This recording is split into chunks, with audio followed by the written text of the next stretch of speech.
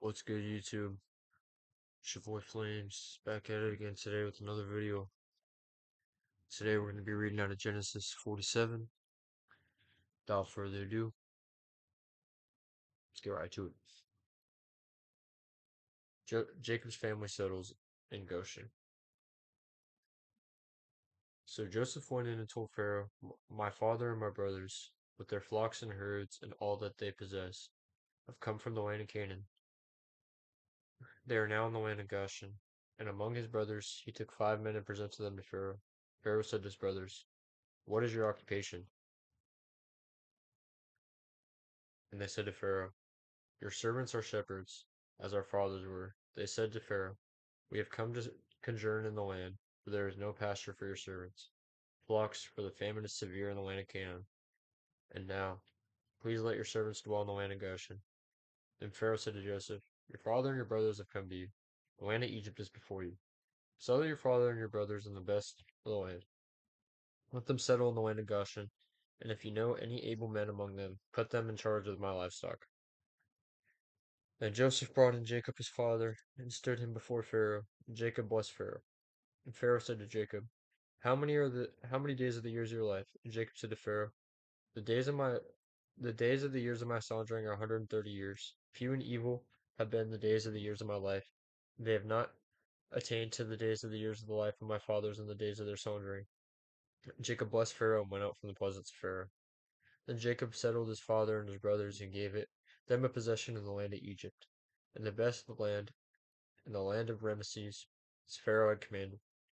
And Joseph provided his father, his brothers, and all his brothers' household with food, according to the number of their dependents. Joseph and the famine. Now there was no food in all the land, for the famine was very severe, so that the land of Egypt and the land of Canaan languished by reason of the famine. And Joseph gathered up all the money that was found in the land of Egypt and the land of Canaan, exchanged for the grain that they bought. And Joseph brought the money into Pharaoh's house. Brought the money.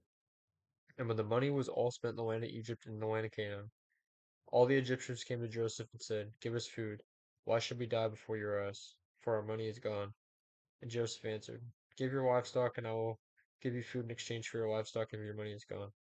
So they brought their livestock to Joseph. Joseph gave him food in exchange for the horses, flocks, the herds, and the donkeys. So he basically just had a monopoly on all the food.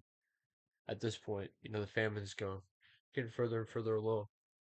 Um, but yeah, he supplied them with food in exchange for all their livestock that year.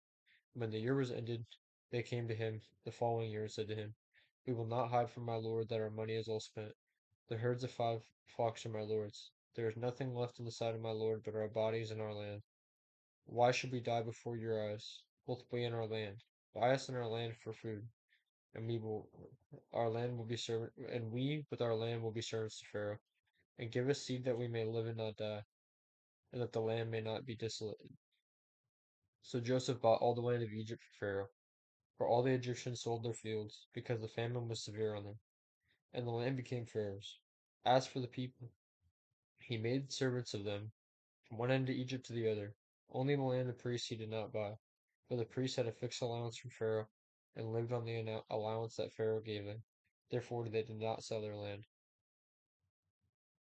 Then Joseph said to the people, "Behold, I have this day brought you and your land for Pharaoh. Now here is seed for you, and you shall sow the land. And at the harvest you shall give a fifth to Pharaoh, and 4/5 shall be your own, as a seed for the field, and as food for yourselves and your household, as food for your little ones." And they said, "You have saved our lives. May it please my lord. We will be servants to Pharaoh." So Joseph made a statue concerning the land of Egypt, and it stands to this day, that Pharaoh should have the fifth, not the land of the priests. Hold on, sorry, I lost track. Not the land of the priests alone did not become Pharaoh's. Thus Israel settled in the land of Egypt, in the land of Goshen, and they gained possessions in it, and were fruitful and multiplied greatly. And Jacob lived in the land of Egypt 17 years. So the days of Jacob, the years of his life, were 147 years. And when the time drew near that Israel must die, called his son Joseph and said to him, If now I have found favor in your sight, put your hand under my thigh and promise to deal kindly and truly with me. Do not bury me in Egypt, but let me lie with my fathers. Carry me out of Egypt and bury me in their burying place. He answered, I will do as you said. And he said, Swear to me. And he swore to him. And Israel bowed himself upon the head of his bed.